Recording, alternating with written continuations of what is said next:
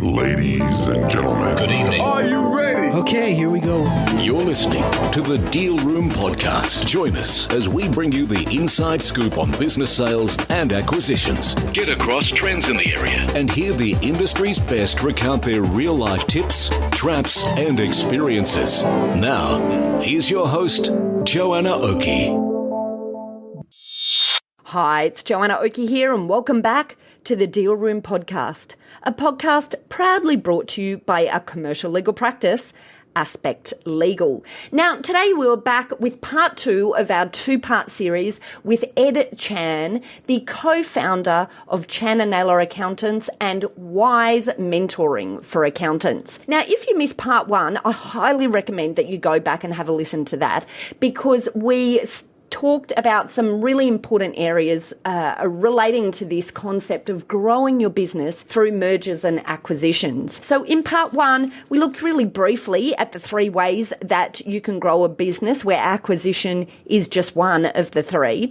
And we also started taking a deep dive into the 4 risk areas in using acquisitions as a vehicle for business growth. Now, today we're finishing off our review into those 4 key risk areas, and we're also taking a much deeper dive into looking at acquisitions versus organic growth and product monetization as strategies for growing a business or indeed an accounting practice. So Ed and I are talking specifically about his experience from growing his accounting practice, Chan & Naylor, and some of this information that he now passes on to his coaching clients and through Wise Mentoring, which is set up as a mentoring program for accountants who are growing their practice.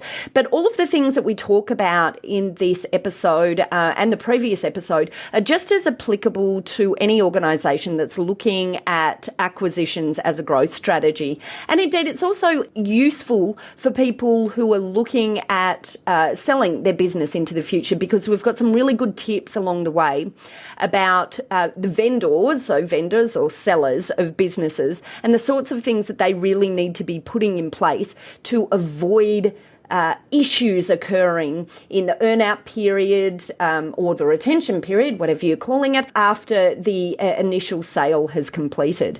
So buckle in. As I said, if you haven't listened to part 1, highly recommend going back and listening to that first. And here we go with part 2. I loved recording this. Hopefully you love listening to it even half as much as I loved recording it. So here we go with part 2 with Ed Chan. So location. Yeah, How do you deal with that? You either move or you don't you? What's the midway here? Well, mate, there's a lot of, at the moment, there's a lot more buyers than there are sellers. And for accounting practices, not for many other businesses, but accounting practices. Like financial planning businesses. Yes, that's right. But there are in accounting, and but they don't always go very smoothly because of the conditions or the terms. So often when someone sells, they want someone to move into their premises because their clients are used to coming to their premises. So if a buyer was to move into their premises, that's the ideal situation. Now, but most buyers won't move into your premises because they've already got their premises and they want to do what's called a tuck-in. I call it a tuck-in. Buyers tuck it into their practice. Well, I'm glad you brought this up, because this is a bit of industry-specific jargon in the acquisitions environment. No one else talks about tuck-ins, just you accountants. So maybe can you give our listeners who perhaps don't know what a tuck-in is a bit of an overview of tuck-ins? I think it's a great phrase. When a larger firm buys a smaller firm, they move them from their offices to the bigger firm's offices. So generally, if the buyer is the bigger firm, they'll move the smaller firm to their premises. So we tuck them into the bigger firm. But most buyers will want to move the vendor into their office, and sometimes the vendors don't like that, and they might own their own building and they want a tenant, or there's all sorts of reasons for that. So just getting all the conditions right, to find to match the seller to the perfect buyer, if you like, that's a bit hard, but certainly probably 20 buyers to one seller, and that might be conservative. It could be more like 50 buyers to, or 100 buyers to one seller. Wow. But just trying to find the ideal buyer is the vendor's challenge. So then are you saying that an ideal buyer is more likely to be someone who's happy to let the business sit in the current premises? Yeah. Well, I guess maybe perhaps just, once again for a period of time. Is that right? Yes. Well, I just to share a personal experience. I was trying to buy this firm and I was tucking them into our office, and I spent a whole year negotiating with him, and he was agreeable to move over. And he'd owned his own premises, so I was able to convince him that he had to sell it or rent it out, and he agreed to that. And in the negotiations, which took like 9 months to a year, he finally crossed all the T's and dotted the I's, and we had a contract, and I was just about to sign the contract, and then I didn't hear from him. So I kept bringing him back, and he was avoiding me. So I sensed there was something wrong. And then I finally got in touch with him, and he said, "Oh, I had someone, pay the same price, but they're moving into my premises, so I'm going to sell it to them." So after all that time, that's why this space can be very frustrating. And the brokers listening, just nodding their heads, because of course they don't. It's very annoying, I guess, when you're there and you've invested all your time. But bear in mind, the brokers actually don't ever get paid until it goes through. So that's right. So I think that's a really good warning story. And maybe in that instance as well, perhaps it's also about the vendor not really being clear, or perhaps not even understanding themselves what some of the important things were for them in the sale. And maybe it's about that as well, really being able to get clear about what the actual important elements are for each of the parties, which may not always be the first things that are in your mind as what's important. And there's a difference between a vendor who's selling to retire and a vendor who's selling to move on to another business. The vendors who sell to retire, often they go in the roller coaster. So today they feel like doing it, tomorrow they change their mind, and then the next day they're back on. So they take you on this roller coaster, and it's you've got to be really patient with them, because look, I can understand it, because it's a huge change to their lives. They get transitioned into the next stage of their life, and you want to resist growing old as long as you can. And it's been their business baby, I guess. This is the thing. It's there. I think it's an emotion thing. Hugely emotional. It's a hugely.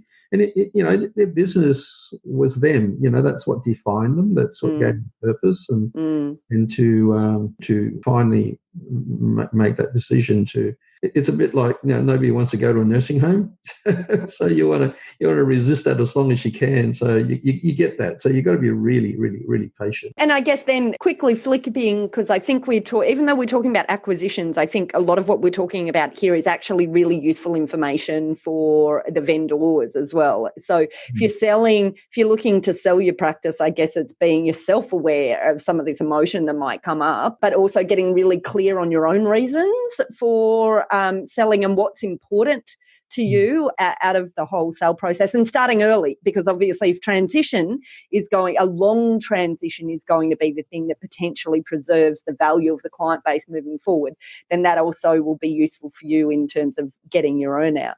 Okay, so both the risk of the vendor leaving and the moving office is both the I guess you're saying here, Ed, potentially the answer is a softly approach, let it sit for a while, and then over time look at making these changes. If you want the vendor to move into your premises, to mitigate the risk, what we do is that we ask them to move over a year early. So they'll move their premises across to us, and then we either enter into a contract where he exercises the option in a year's time when he wants to sell, so that the clients are used to coming over to new premises, So we're actually, as we're speaking right now, we're doing one right now. So he's retiring, and he's going to move his practice to our office for a year, and at the end of the year, or any time before the year or whatever, he'll exercise the option to sell it. Wow. So you do the move first. Yeah. So, okay, so it's not do the move later, leave it a while. It's do the move first.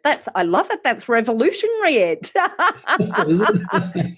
Well, see, if you keep the vendor there, the biggest one is the vendor leaving. So the vendor's still there. So you've mitigated the risk of the office moving because the vendor's still there. Yep. So, it's just like him moving offices. So if they value him, they'll follow that person. Doesn't matter what the office is. So you eliminate that second risk by the vendor hanging around. And then at some point, he'll exercise the option then to sell.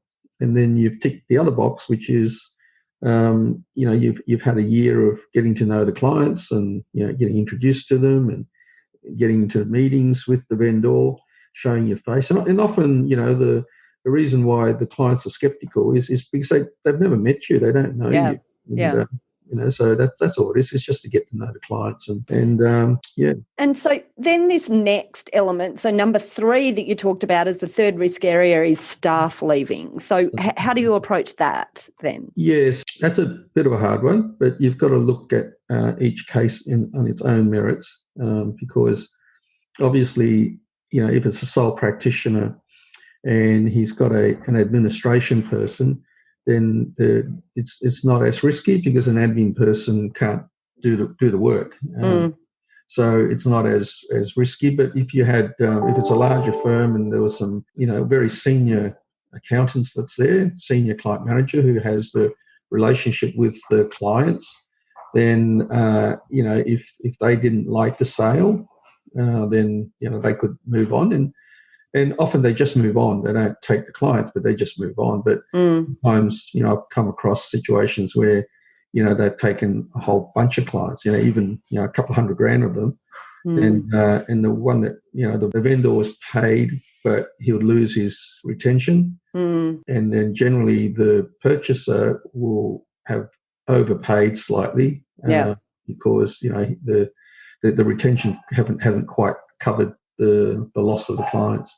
And of course, there is one legal way to deal with this. I mean, it's hard if it's not already in the contract, but, I guess this comes back to, if you're a vendor leading into sale, you should ensure that you've got the appropriate restraints in the employment contracts with your staff. And, I mean, you should do that anyway to make sure you're not leaking clients. But I guess on the buyer side, that's sort of about your due diligence process, as well. Like, here's a risk, isn't it, if you're having a look at the employment contracts and there is no non-solicitation of clients. I guess that sits out there. I've been doing this for 30 years and I've been involved with, I don't know how many, I've lost track, but it'd be at least 20 or 30. And no one, not one single vendor had an employment contract that had a restraint. Really? Yeah. Wow. Okay. Well, there's a massive opportunity, isn't there, for us in the accounting? I'm taking a note right now, Ed. Okay. Yes. So often when the vendor comes in and they want a new employment contract signed and, the appropriate restraints in there, and that causes a bit of an issue. Yeah, okay, I can see that. All right, so then if you've done this many transactions where you've not had the cover of having the restraint clauses and the non-solicitations for the staff that you're bringing on board, what do you put in place then? What are the practical means that you employ? That's a really good question because it's on each case on its own merits, and often you talk to the vendor and the client manager is not a threat, and he or she's been there for 15 years, and he or she's not going to leave and take the clients, and it's not in their DNA, so to speak. So they know the person very, very, very, very well. Now I've been involved with that many, but a lot of it was with helping other accounting firms by fees. Now, as I said to you, I do a bit of coaching, and mentoring. And then that's how Wise Mentoring came about. But in my travels of helping and coaching accounting firms, often part of our business plan is to grow. And we do the 3 ways of growing. We do the organic growth with the digital marketing and the website and all that. And then you do the product monetization. And then the last one is that you do the acquisition. So that's how I grow a practice. So that's how I got involved with so many. But yeah, so some situations are very, very sensitive. So if you're looking at a practice and there was a very senior staff member there that's a bit entrepreneurial, there is a heightened risk. And I haven't personally been bitten by it, but I've know other firms that have done that and they've lost. The staff's walked out with a couple of $100,000. I've seen that happen, but I touch wood, it hasn't happened to me yet. But I always try to get the employment contract signed, and that becomes very sensitive and very. But from a buyer's point of view, if that's going to cause a problem, I'd rather know about it up front. Yeah. So sort of read out the riot act if you like, but I put it there so if it's going to crack, it's better to crack then and not get yourself into trouble. So you do that discussion generally before you exchange contracts, is that right? It's all in the negotiations, yeah. Because many vendors are really concerned about, their staff even knowing that they're selling, So how do you navigate your way through that? Oh, in the agreement, it's subject, once we've agreed to everything, then if that's the last thing, then we would then say that it's subject to the staff, signing the employment agreement. And if they don't, then we have to sit down and, talk about it. Yeah. But sometimes, the situation, as I said, you can sense a situation where the staff's not a threat, so you don't even need to go down there. Right. But most of the time, they're happy to sign an employment agreement because they're now working for somebody else. Yep. And from their own point of view, they want some security with the employment agreement. And, if often we might have in our employment agreement that if they should leave and take clients, then we ask for $2 per dollar in their employment agreement. And if they're never, if they're not a threat to you and they have no intention of going out working for themselves, then they just sign it. There's no problem. Interesting. Yeah. If they don't sign it, then you go, well, what's, are you paying? Yes. Bit of a flag. Yeah, I make it sound risk, but it is a bit uncomfortable. I'll admit that. But, at the end of the day, you're borrowing money and you're buying this asset, and you don't want to be left with a debt and no asset. And that's it's just an accountant talking. And in a minute, I just want to come back to this idea of, this 3-step organic growth, product monetization and acquisitions, and just sort of talk about, the benefit of acquisitions in that 3-step process. But before we get there, we do have one more risk that I just want to finish up on, and that's the changing the brand. Oh, and actually, I guess we talked about that already, didn't we? We talked about the 3-year stage to the letterheads. Yes. It's funny, I've never had a problem on the brand side, and I don't know whether it's because Joanna and Ed is quite a prominent brand. I mean, when we hire staff, we have a bit of an advantage because they want to work for Joanna and Ed because we're in the BRW's top 100 accounting firms, and some staff want to work for a firm in the top 100. So when it's Joanna and Ed, then I haven't had a problem with it. So, but I understand that other firms do. So the best way to do it is, as I said, the first year you have the vendor's name, right at the top, big letters, and you're down the bottom, it's like incorporating yourself down the bottom. The second year, you swap it around. And the third year, you just drop the vendor's name off. And by then, they would have got to know you, and it wouldn't matter what the brand was, because they would have known you by then.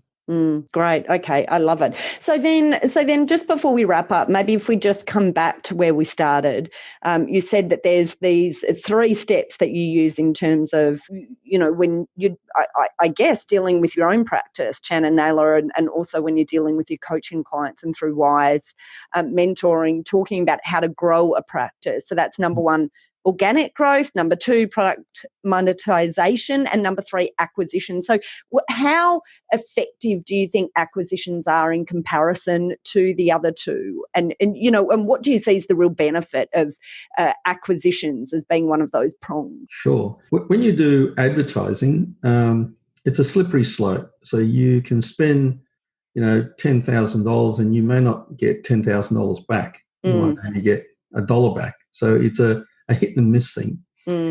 And I also found that 50% of the clients that come to you because you advertise are good clients, and the other 50% are not good clients. And the ones that are not good clients, they've left the accountant, the last accountant, not because the previous accountant was bad. It was just that they were really a high maintenance client, and they're always blaming the accountant. That's the problem, but 50% of them, it's not the accountant, but 50% of it is the accountant that's the problem. The accountant's giving bad service, won't return their calls, all the normal things.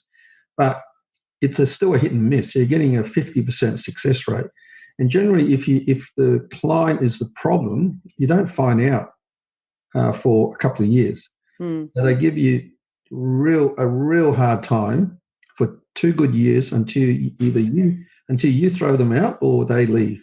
And then they go searching for that other accountant that they think it's, they won't accept they're a difficult client. They'll just keep blaming it on the accountant. So that's the trouble with advertising through digital marketing or normal marketing. Now, when you go buy a firm, the clients there I call them rubber cup clients, as opposed to crystal glass clients. So a rubber cup client, you can make a mistake, you can drop the cup and it just bounces back up. So you can let them down a few times, and they're pretty resilient. And whereas a crystal glass, they'll crack. And often, what they're left with are rubber cup clients. All the crystal glass clients are gone. Not all of them, but most of them are gone. So in the main, you get some really good rubber cup clients. So when you and also if you pay $1 per dollar, you're getting $1 back. So it's a 100% hit rate as long as you can retain the clients. So for those reasons, there's advantages and disadvantages, of course. But in the main, when you do buy fees, they are good clients, and as long as you can retain them, and they're generally, what I call rubber cup clients. And Ed, I just have to thank you here because you've given me a new analogy, a new word to use here. I've never thought of discussing the benefits of acquisition as a growth strategy just in those words before. I'm going to use it. I hope you don't mind moving forward now. The rubber cup clients versus the crystal glass. That's perfect. Absolutely love it. Okay, this is our tweet. Look, really wise words. And I guess just before we wrap up, can you think of what is the most successful acquisition that either you've done or you've seen one of your clients do? So yeah. Well, the successful ones are where there's a genuine sale and a genuine purchase. What I mean by that is, when the vendor is not quite sure, and he or she takes you on a roller coaster. Yeah. Often you get you get scar tissue out of it. Yeah. And of course, not being too what's the word?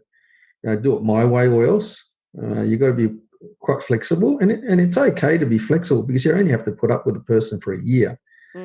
For heaven's sake, if you want to make sure that you're preserving your asset, because you do have a liability against it, it is at a heightened level of risk. Yeah, you have to eat some humble pie to make sure that the clients looked after, so they transition.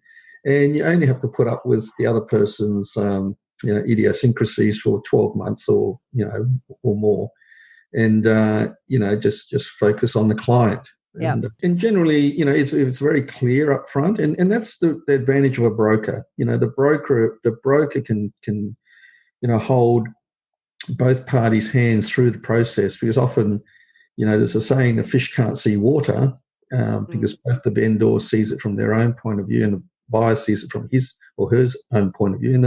And a really good broker will talk, common sense to both parties and move the process forward. And often the vendor and the buyer can't do that. They're just too emotional or too close to it, and they do need a third party to say, "Hey, come on, Jack, you're being unreasonable here," or "Come on, Bill, you're asking too much," or "That's really unreasonable." And normally that's not what happens. Yes. This one guy who wanted $5 per dollar, and he said, "That's normal." Yeah, right. Yeah. And on that note, what sort of multiples are you looking at right at the moment for accounting? Yeah, that's a really good question. We probably should have started with that. And we nearly missed it. Yes, like if you go to the bank to borrow money, they always do it on EBITs, so many times EBIT. And sometimes they don't put a partner's salary in there. So they just take the profit and they multiply that by an EBIT. And then other times they'll put a salary in there and they'll multiply it by 4 times. And so if you're doing a 25% EBIT and you multiply it by 4 times, that works. If you work it backwards, it works back to $1 per dollar. Right. But on the street, that's the banks. But on the street, anything under $1 million is sold on a dollar per dollar basis. So it can be anywhere between 60 cents on a dollar to $1.20 per dollar. And the 60 cents ones are generally, maybe there's a lot of I returns in there, or the clients are quite elderly. They might only have a year left before they retire or they sell their business. And and the $1.20 are generally very, very profitable. And they might be doing not a 25% EBIT, but they might be doing 40, 50, 60% EBIT. So if they're doing a 60% EBIT, then 4 times 6, you're getting a premium. But in the main, it's around between 80 cents to $1.20. It's normally around $1 per dollar. Now in the country, it's a little bit less. And in the cities, a little bit more, because the demand pushes it up. Now, anything above $1 million, it's generally sold on an EBIT basis. So many times EBIT. Fabulous. Okay, all right. Well, that's it. I think you've left us with some really good sayings, the rubber cup versus the crystal glass. I also like a fish can't see the water. I actually haven't heard that one either. But what a really great progression through this idea of acquisition as a growth strategy. Of course, we've been talking about accounting practices, but I think this applies just as well really to any business. But Ed, I think if you can just give us a quick minute talking about WISE mentoring, I just think that'd be a really useful thing for our audience to just hear a bit about, because you've got so much gold in what you've imparted to our listeners today. And to me, I'm raking it all in. This is fabulous information. I absolutely love every conversation we have, Ed. Every conversation just has so much value. So maybe if you can just quickly give us an overview of WISE, who it's for and what is involved in it. Sure. I went through the normal trials and tribulations that accounting firms go through, and over the last 30 years I've developed systems and processes and all that. Now we've got 11 offices with 160 staff, and the whole place just works without me. So it just pays me a passive income now. It's like an investment. Now, isn't that everyone's dream? I love it. But it is achievable. I mean, most practices, the cycle, the business cycle is, you start off as a sole trader, then a lot of us find it hard to transition that to a business. but I've been able to transition it from a business to an investment, and then it just pays me in a passive income. But in going through that process, I documented a whole lot of things, and then quite a few, not a few, accounting firms started asking me to help them. So I started helping them because I had plenty of time on my hands, and one particular firm called Jamie Johns from Sky Accountants, it took about 6 months to 9 months to turn him around, and then he now no longer works hands on, so he's more of a CEO role now, and his life completely changed, and his lifestyle was great, and he said to me, we should share this with the rest of accountants out there, and but he brought a particular strength. He was really, really, really good at documenting everything. So he produced a whole lot of, from just taking everything out of my head. I'm not so good at documenting everything, but it's all sitting in my head. So he was really good at taking it out of my head, putting it on spreadsheets, videoing, rubber cups and crystal glasses and fish who can see water too, or can't see the water. Can't see the water. And all that, and so he's documented. There's about 150, tools, if you like, in the vault. It's called the Wise Vault, and it's an online course. You can go through it. It's a lot of leadership things and education, and it's around team structures and organisation charts, and how you work the flow of the traffic, and all that. And it's now a new business that lots of firms are joining up. So there's a free period there, and there's quite a few lots of free products if you go in. It's called Wise Mentoring, Wise with a Z, and mentoring.com, and go and download. There's a free book there, an ebook. So if you wanted to have a look at it, it's a trial. I think it's about a 14-day trial, so it's all free, and see if it's for you. And then we also run Wise Tribe, which you're involved with. I am a very proud member of that. Yep. Yes, you answer all the legal questions. So it's all practice management stuff, and I answer all the questions, and then we run Wise Live, a webinar once a month for the owners, and we also run Wise Team Clinic for the staff, because there's lots of training courses around for preparing accounts and tax returns, doing the work, but there's no real training for the leadership and management. So a lot of the staff you promote to manager, but there's no training, and they just wing it, and you can't wing it, because if you do it badly, you create so much damage to a lot of people. You create damage to the clients, you create damage to the staff. You also the profits disappear. So it's a lot of damage that's done. So it's not good to wing it. So there's a lot of training to help staff manage. And that's how you leverage. If you can manage, then you can leverage. If you can't manage, then you won't be able to scale. And it's not just about management; it's just putting the right infrastructure around you. Having the right mind. I turned grinders, minders, and finders. You've got to be in the right seat in the right bus.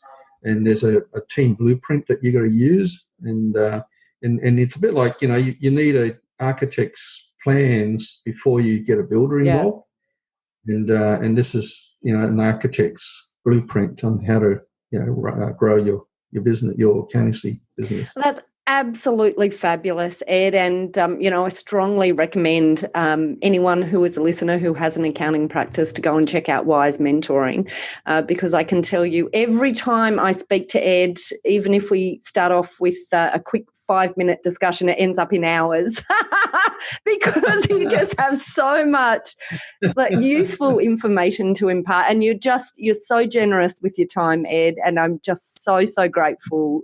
It's been a great discussion today, as always, as it always is. And so we'll put a link in our show notes. So if you're running along the beach right at this moment, good on you. And if you're in your commute to work or home again, just click in the show notes and that'll take you straight through to Ed and also Wise Mentoring. So go check that out.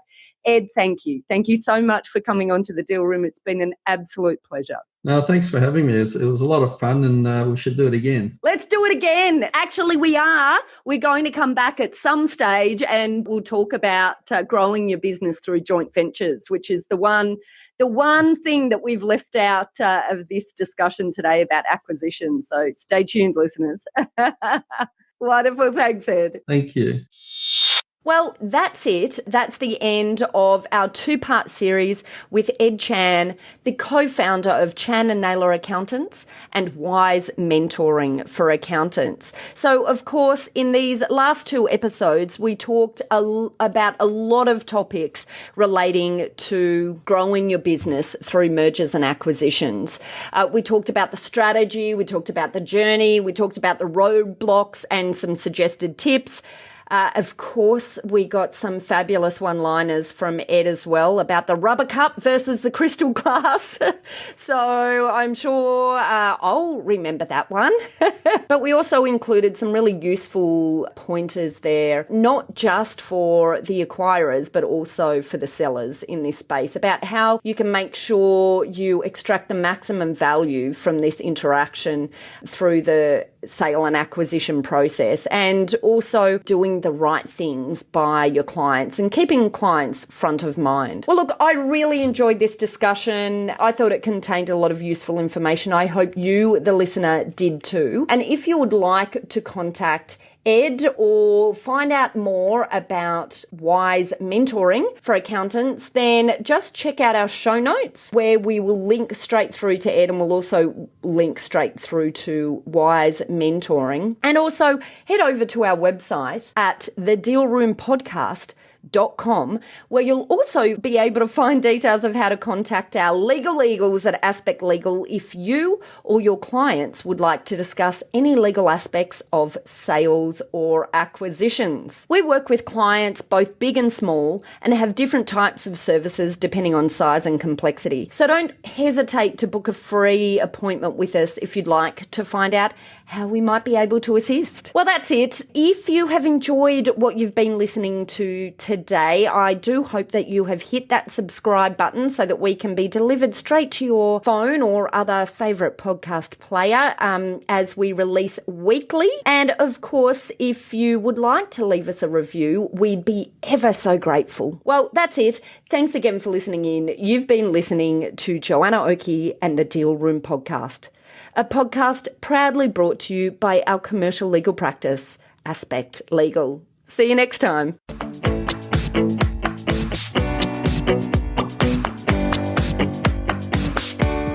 Have you heard of Aspect Legal's partner program?